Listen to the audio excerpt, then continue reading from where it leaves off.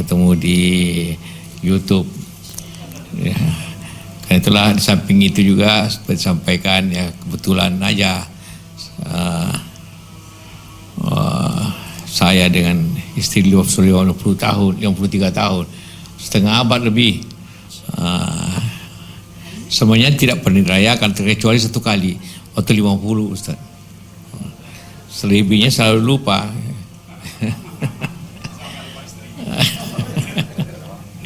Tapi alhamdulillah pada malam ini kita akan mendengarkan tausiah tentu ya berbagai masalah yang kita hadapi dengan Ustaz bersama.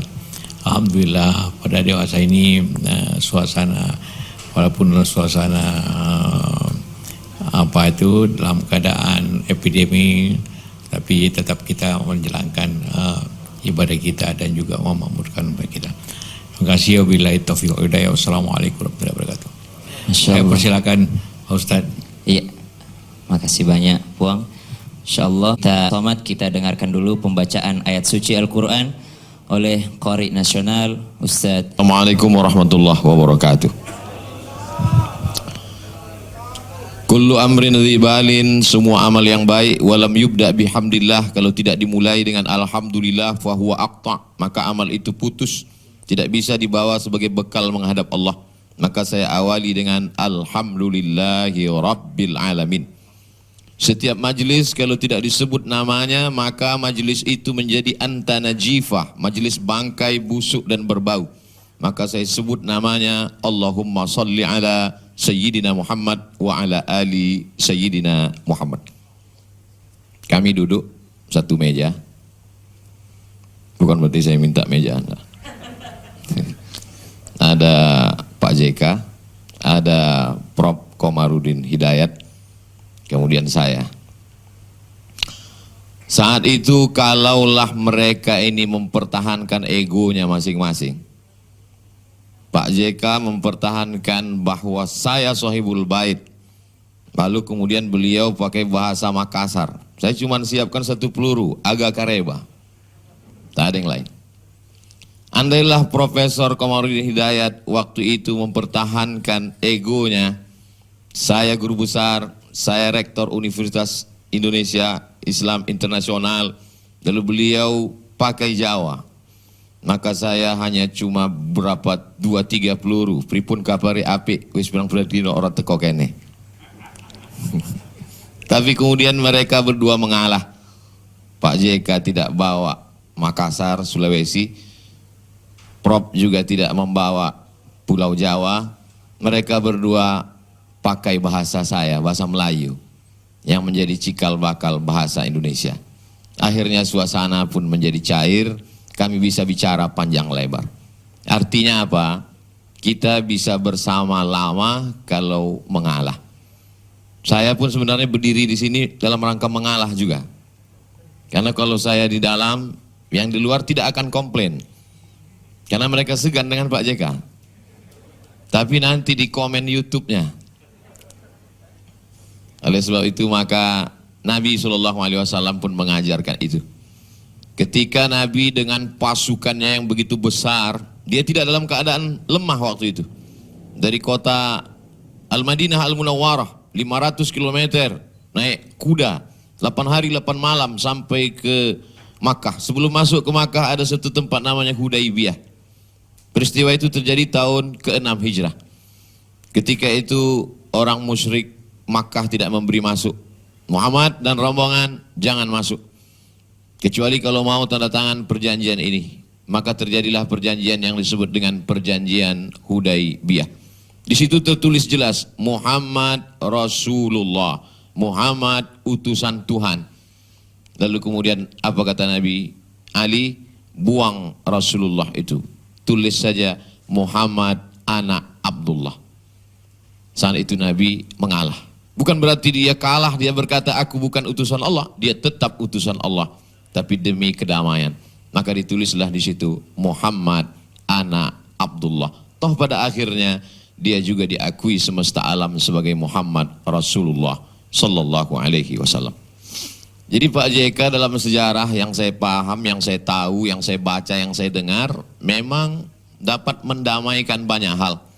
konflik saudara-saudara kita di Sumatera, kemudian konflik di Sulawesi, bahkan terakhir bersama Dewan Masjid Indonesia di Istiqlal itu saya hanya ketemu dengan Pak Saf, wakil Dewan Masjid Indonesia. Saya tanya, Pak JK kemana Pak? Mendamaikan yang berkonflik di pulau sana. Tapi ketika kemarin acara webinar, saya tanya Pak JK, Bapak kan selalu bisa mendamaikan, ini bisa nggak didamaikan? Kata Pak JK, nggak bisa. Kenapa? Karena COVID tidak bisa mau berdamai. Oleh sebab itu kitalah yang mengalah. Makanya sebenarnya saudara-saudaraku, ini bukan kasta-kastaan yang di dalam mulia, enggak. Insya Allah semua yang di luar nih masuk surga. Begitu menyenangkan hati mereka, Pak. Tapi ini adalah dalam rangka kita mengalah dengan COVID. Bukan berarti kita kalah sebelum vaksinnya ditemukan. Memang kedatangan COVID ini sudah hiruk pikuk. Tapi tadi kata Prof, nampaknya setelah 6 bulan berlalu, Maret, April, Mei, Juni, Juli, Agustus, saya memang melockdownkan diri. Dari mulai Maret sampai hari ini. Inilah kunjungan saya yang pertama keluar dari Pulau Sumatera, naik pesawat. Tapi Bapak Ibu jangan khawatir, jangan takut, saya sudah lulus rapid test. Dulu, sebelum ada COVID, itu kalau ada orang pakai cadar, dia menjadi pusat perhatian. Saya perhatikan itu di mana-mana, di acara tabligh akbar, di seminar, di kampus. Kalau dia pakai cadar, orang akan memandang ke sana. Sekarang sudah mulai beralih. Siapa yang tidak pakai cadar, malah itu yang diperhatikan. Beralih suasana. Dulu, kita mengenali orang itu cukup dari paras, dari jauh sudah kenal. Sekarang mata kita mesti betul-betul tajam. Kita mesti bisa mengenali orang setengah wajah. Kalau tidak kita akan tersalah dan terkeliru. Dan itu pengalaman saya pribadi. Beberapa kali saya tidak disalami orang. Tidak ditegur orang. Setelah saya buka baru, Ustadz katanya. Alhamdulillah saya tidak terkena jebakan-jebakan Batman itu tadi. Beberapa tamu saya kenali dengan baik. Dulu kita punya acara, acara yang lama, mengenal wajah. Ditampilkan wajah, 1/4, setengah, 1/3. Masih ingat acaranya? Saya lupa, maka saya tanya. Dulu ada orang yang begitu hebat menyebut diri adik kuasa. Tapi begitu dia datang, semua luluh lantak. Yang adik kuasa menjadi tidak punya kuasa. Betapa korban-korban berjatuhan. Karena memang COVID ini tidak bisa lagi membedakan siapapun orangnya, status sosialnya, agamanya. Dari yang kaya raya, penguasa sampai rakyat jelata. Kalau dia tidak mengalah dengan cuci tangan. Dulu kita diajarkan setiap cuci tangan itu makan. Sekarang kadang beberapa kali cuci tangan tidak makan-makan. Oleh sebab itu memang kita memang betul-betul disadarkan. Ada efek negatif, ada efek positif. Tapi yang paling bisa bertahan dalam menghadapi ini adalah orang yang bisa beradaptasi. Atau kalau tidak tepat kata adaptasi, yang bisa menyesuaikan diri. Maka sebagai pedagang yang sebelumnya dia memasarkannya secara offline, sekarang sudah bisa melalui online. Saya kira Pak JK juga memberikan semangat kepada saya di awal-awal ketika kita ketemu dengan online. Kata beliau, Ustaz Abdul Somad kalau pengajian di masjid paling yang mendengar 1.000, 2.000, 5.000, 10.000. Atau di Tanah Lapang, GLBK 100.000, tabligh akbar. Tapi kalau Ustadz share melalui YouTube, melalui online, itu yang nonton bisa jutaan, kata Pak JK. Saya anggap satu sisi itu motivasi buat saya. Tapi di sisi lain itu juga saya kira jadi bahan untuk saya men-share ke masyarakat. Ini kata Pak JK nih, jangan lupa subscribe, like, and share. Betapa kita bisa memanfaatkan sarana prasarana ini. Lagi-lagi kata kuncinya, keywordnya adalah bagaimana kita mengalah dengan keadaan. Bukan berarti kita kalah, mundur selangkah. Orang yang seumur dengan Pak JK, tapi tidak berkah. Ada keberkahan, ada onta yang turun di situ. Akar katanya, akar kata. Makna lain dari barokah. Kalau kita melihat di gurun pasir, kering kerontang. Kadang kita lihat dari jauh sepertinya ada air. Setelah kita dekati ternyata tidak ada air, fata morgana. Tapi ada memang betul-betul ada air kolam. Kolam itu disebut dengan birkah. Lagi-lagi 3 huruf, barokah, birkah, barokah. Kalau sudah ada air di sini, ada tanam-tanaman, akan ada ikan, akan ada serangga, akan ada makhluk Allah. Semua punya tanah, semua punya gurun pasir, tapi tidak semua punya barakah. Oleh sebab itu ketika ada anak orang lahir, yang kita mintakan untuk anak itu adalah barakah. Barakallahu laka fil mauhub. Ketika kita minta makan, doanya kepada Allah bukan minta kenyang, karena tidak semua kenyang itu barakah. Yang kita minta itu adalah barakah. Allahumma barik lana. Bacanya tadi, bukan sekarang.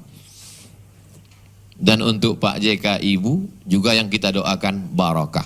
Barakallahu lakuma wa baraka alaikuma wa jama'a bainakuma fi khair. 53 tahun sudah ucapan itu diperdengarkan, sampailah malam ini. Semoga Allah senantiasa melimpahkan keberkahan kepada Bapak, Ibu, seluruh keluarga, hadirin hadirat yang berhadir malam ini maupun yang mengikuti program melalui streaming. Jangan lupa subscribe, like, and share. Terima kasih, mohon maaf banyak tutur kata saya tidak tepat. Mungkin pilihan katanya menyinggung perasaan. Saya mohon maaf kepada Pak JK beserta Ibu dan seluruh keluarga hadirin hadirat. Apakah Bapak Ibu memaafkan saya? Dah selesai. Daripada saya cari di akhirat, belum tentu kita ketemu. Saya di VVIP. Doa. Berdoa kan boleh. Apalagi diaminkan oleh jamaah. Terima kasih, mohon maaf. Wassalamualaikum warahmatullahi wabarakatuh. The wait is over.